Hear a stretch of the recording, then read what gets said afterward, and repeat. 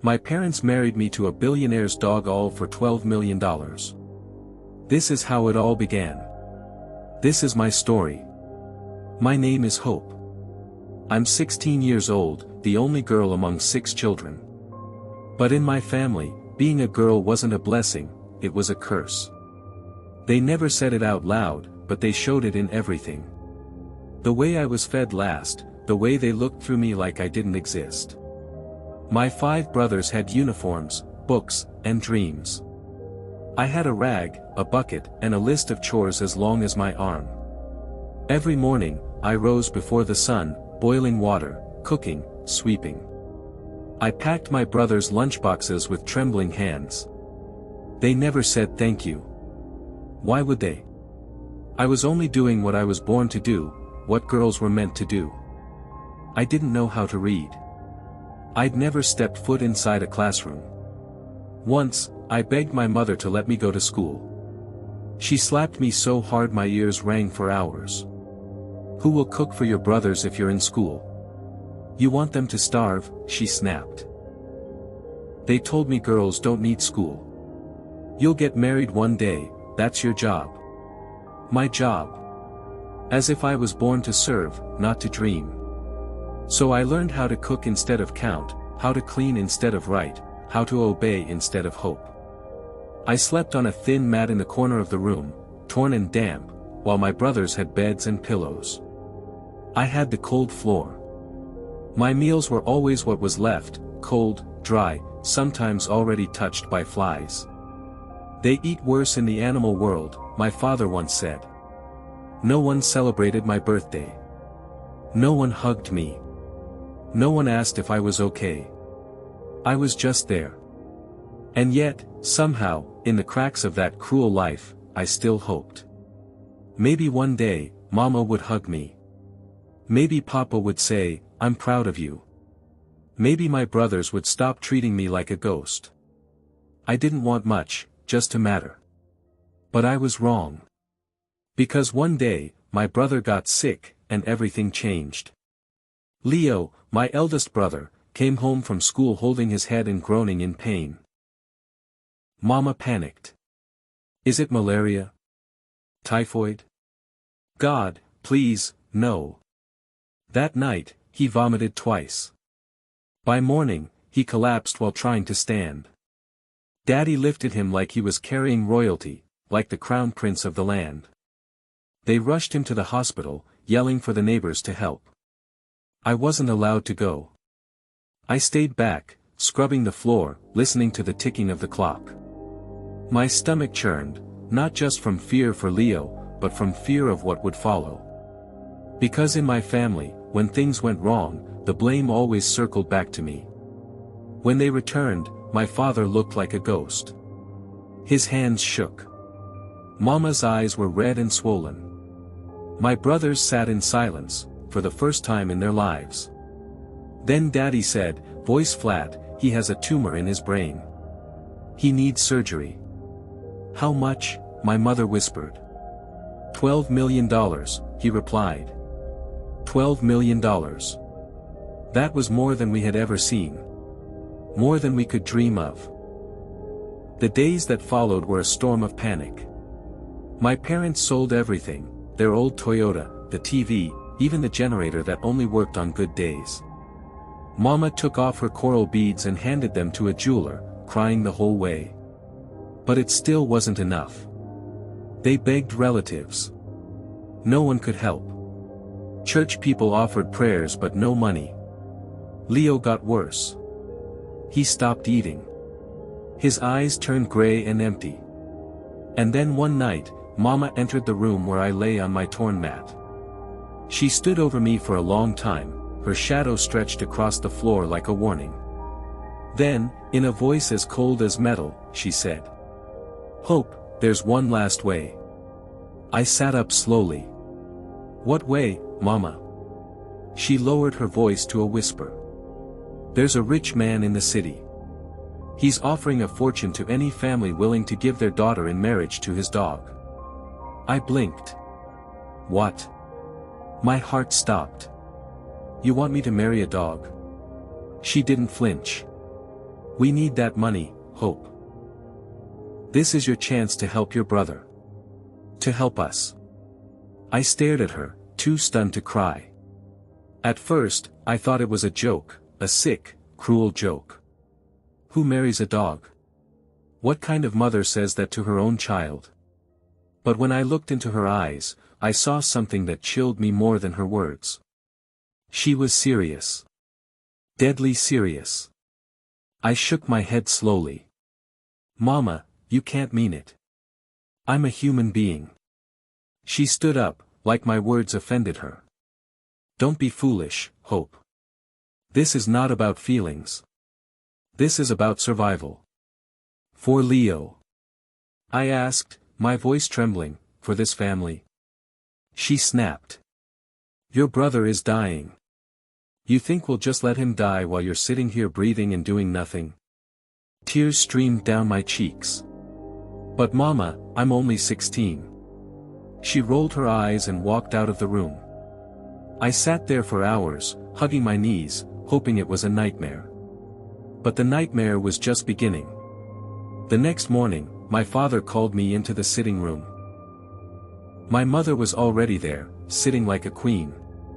My brothers sat around her like kings. No one looked at me with kindness. Hope, my father began, you're going to be married. I blinked. My heart dropped into my stomach. To who? I asked. He didn't hesitate. To the rich man's dog. I gasped. No. No, please. This can't be real. His face turned to stone. This isn't a request. We've accepted the offer. He's paying $12 million. $12 million. That was what I was worth to them. $12 million for me. My legs gave out. I dropped to the floor. I'm not a thing to be sold. I cried. You should be happy anyone wants you, my father growled. You've been a burden for 16 years. I turned to my mother, desperate. Mama, please. I'm your daughter. She looked away and said coldly, you should be thankful you'll finally be useful. Those words shattered something in me. I wasn't a child to them. I was a payment. I tried to run, but my father blocked the way. Before I could speak, he slapped me so hard stars exploded in my eyes. I collapsed, my lip bleeding. You will go, he said. And that's final. Then they dragged me into my room and locked the door. As I lay there on the floor, shaking, broken, bleeding, I realized something I had tried to ignore for years. Love didn't live in this house. Only duty. And I was the sacrifice. I must have fallen asleep crying because I woke to the sound of my mother throwing clothes into a small nylon bag, my clothes. Torn skirts. Old wrappers.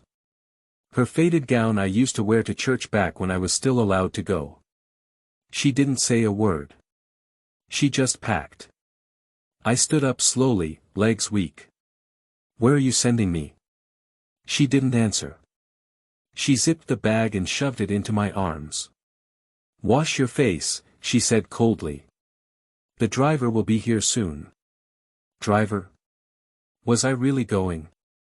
Were they truly sending me to marry a dog? I stood frozen, praying someone would stop this, that my mother might change her mind, that one of my brothers would say, this isn't right. But no one did. They acted like it was just another day. At 9 a.m., a black car pulled into our compound. A man in a suit stepped out. He looked rich, too rich to be near people like us. My father rushed out, smiling like a fool. My mother grabbed my arm and dragged me forward. The man looked at me and then turned to my father. This is the girl. Yes, sir, my father said proudly. That's our Hope. The man examined me like livestock. She looks healthy. Good. Healthy. Not beautiful. Not bright. Just healthy, like I was a goat in the market. He handed my father a thick envelope. My father opened it, counted the money, and smiled even wider.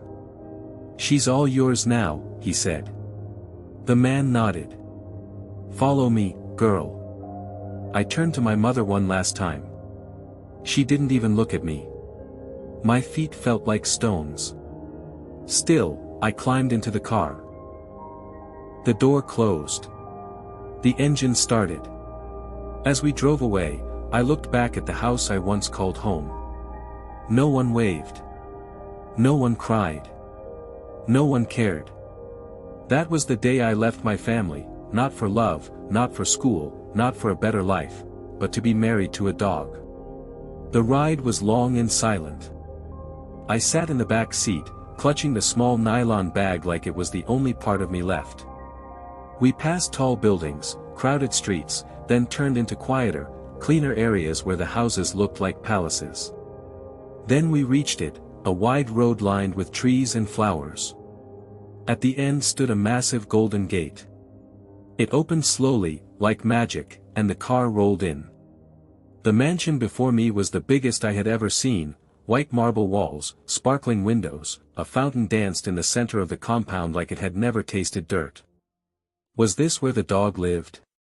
The driver opened the door. "Come down," he said flatly. My legs trembled as I stepped out. I followed him through the huge front doors, heart pounding in my chest. Inside, the air was cold and clean. It smelled like roses, polished wood, and something else, something ancient. The hallway stretched on forever, lined with mirrors and glittering chandeliers. My bare feet sank into the soft carpet. Two women in black uniforms passed us, heads bowed. They didn't speak. They didn't even look at me. Then we reached a pair of tall double doors. The man opened them. And there he was. The dog. Sitting on a raised cushion like a king on a throne. He was nothing like I expected. White fur. Blue eyes. Massive. And still, powerful. Quiet. I froze. The man beside me bowed slightly. "Master," he said. "Your bride has arrived." My knees locked. My throat went dry. The dog's eyes met mine, and something passed between us, something cold. Something old. Then he stood. He was even larger than I'd thought. His head high, fur shining like silk. A diamond-studded collar gleaming around his neck. He didn't growl. He didn't bark. He just stared. Those eyes, too blue. Too human. Like they had lived 1,000 years and seen every kind of pain. The man in the suit turned to me. "Bow," he said softly. I blinked. "What?" "Bow to your husband." I looked at him like he was insane. But his eyes said it wasn't a request. Slowly, shaking, I bent my knees and lowered my head. My heartbeat thundered in my ears. When I looked up, the dog was closer. He circled me slowly, sniffing the air. His paws soft on the velvet rug.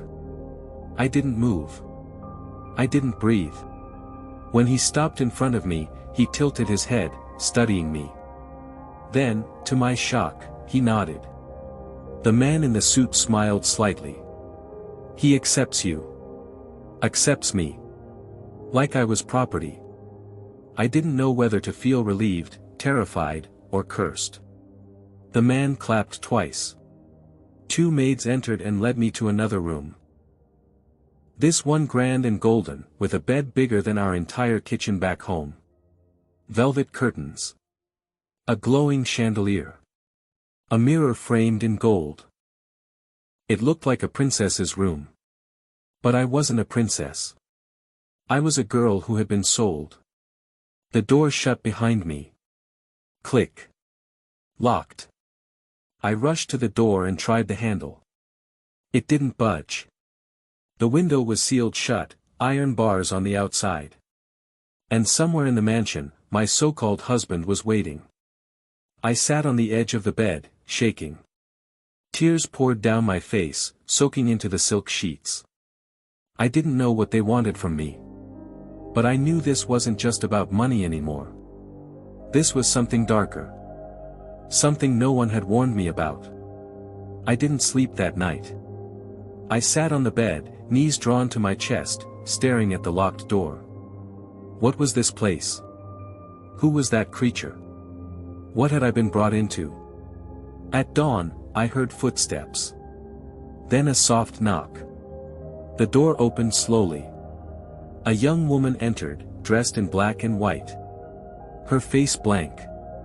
Her eyes tired. She looked about 20, but something about her felt older, like she had seen too much. "Good morning," she said gently. "My name is Alara. I'm here to explain the rules." "Rules?" She placed a silver tray on a side table, warm bread, eggs, fruit. Then stood still, hands folded. "There are 3 rules in this house," she said. "Break them, and the consequences will be severe." I sat up slowly. "What kind of consequences?" Her voice remained calm. Too calm. 1. Never leave your room without permission. 2. Never try to run away. 3. Never disobey the master. I stared at her. "The master?" I asked. "You mean the dog?" Her lips pressed together, but she nodded. "He's not just a dog, is he?" I whispered. She hesitated. Then gave a faint, sad smile. "No. He wasn't." My heart twisted. "What do you mean?" Alara finally met my eyes. "Cursed," she said quietly. "Long ago. And if the curse isn't broken soon, he'll remain like this forever." I swallowed hard. Curse? Forever? Only the heart of a girl who truly loves him, she continued, can break the spell. I felt dizzy. Love? With a beast? How is that even possible? Why me? Alara didn't blink. He chose you. Your blood. Your spirit. Something about you gives him hope. Hope. That word felt strange in this place. I looked at the untouched food. My stomach twisted. I wasn't hungry. What happens if I follow the rules? I asked softly. You'll be safe, she replied. And if you help him break the curse, you'll be free. Free. It sounded like a lie. But I had no other choice. Alara turned to leave, then paused at the door. You may think this place is a prison, she said. But it's safer than what waits beyond the gates. Then she disappeared into the hallway. The door locked behind her. I stared at the tray of food, the golden mirror, the velvet curtains. Cursed. Rules. A beast for a husband. What kind of life had I been pulled into? The next morning, I woke to the scent of roses and something warm, baking bread, maybe cake. For a moment, I forgot where I was. I opened my eyes, expecting the cracked ceiling of our village hut. But instead, I saw velvet curtains. A marble floor that gleamed like glass. A golden mirror reflecting a stranger, me. And then I remembered. I was in a mansion. Married to a dog. I sat up slowly, the weight of everything crashing back over me like a wave. What would today bring? Another test? Another rule? A soft knock broke the silence. The door opened, and Alara stepped in. Her expression calm, but her eyes held something softer this time, almost kindness. In her hands was a beautiful blue dress, silk, with tiny pearls stitched along the sleeves. Good morning, Hope, she said gently. The master wishes to walk with you. He asked that you wear this. I blinked. He wants to walk with me. She nodded. He enjoys the East Garden. The roses are blooming. I hesitated, then reached for the dress. It felt like something from a dream, soft, cool, expensive. I had never worn anything like it in my life. Elara helped me get dressed. She brushed my hair carefully, tying it back with a ribbon. I moved slowly, like I was stepping into a life that didn't belong to me. The hallway was quiet when I stepped out. Staff moved like shadows, polite, silent, unreadable. No one spoke. We passed golden-framed paintings, velvet-lined walls, and chandeliers that sparkled like stars. Then I stepped outside. Sunlight greeted me, warm and golden. The garden was alive, roses in every shade of crimson, ivory, gold.